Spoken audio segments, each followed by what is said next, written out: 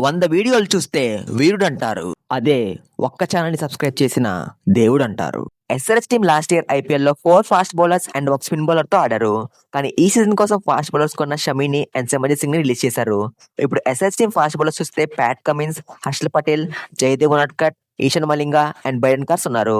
Biden Carse కి IPL లో experience లేదు అండ్ తను ఎలా పర్ఫామ్ చేస్తారో తెలియదు. ఈశాన్ మలింగ చూస్తే తను లాస్ట్ సీజన్ లో అన్ని మ్యాచెస్ ఆడలేదు అండ్ లాస్ట్ సీజన్ లో ఎస్ఆర్‌హెచ్ టీమ్ డెత్ బౌలింగ్ లో ఫెయిల్ అయింది. షమీ పంజాబ్ తో మ్యాచ్ అయితే ఏకంగా ఒకే ఓవర్ 4 సిక్స్లు ఇచ్చాడు. సో ఎస్ఆర్‌హెచ్ టీమ్ కి డెత్ ఓవర్ స్పెషలిస్ట్ కావాలి.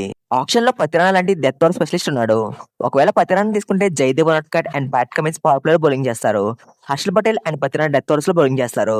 పతిరానా లాస్ట్ సీజన్ ఐపీఎల్ లో అంత బాగా పర్ఫామ్ చేయలేదు. తను 12 మ్యాచ్ లో 13 వికెట్స్ మాత్రమే తీశాడు. కానీ ఐపీఎల్ 2024 లో 6 మ్యాచ్ లోనే 13 వికెట్స్ తీశాడు అండ్ 2023 లో 12 మ్యాచ్ లోనే 19 వికెట్స్ తీసి సిఎస్కే వినడంలో కీ రోల్ ప్లే చేశాడు. పతిరానా రీసెంట్ గా శ్రీలంక లీగ్ లో ఎస్ఎల్సీ బ్లూ టీమ్ తరపున ఆడుతున్నాడు అండ్ తను యావరేజ్ గా పర్ఫామ్ చేస్తున్నాడు. So past records and recent form చూస్తే తను తీసుకోవడం బ్యాడ్ చాయిస్ అయితే కాదు. కానీ ఎస్ఆర్‌హెచ్ టీమ్ తక్కువ ప్రైస్ దొరికితేనే తీసుకోవాలి అండ్ సిఎస్కే టీమ్ కి బైబ్యాక్ చేసే ఛాన్స్ ఉంది.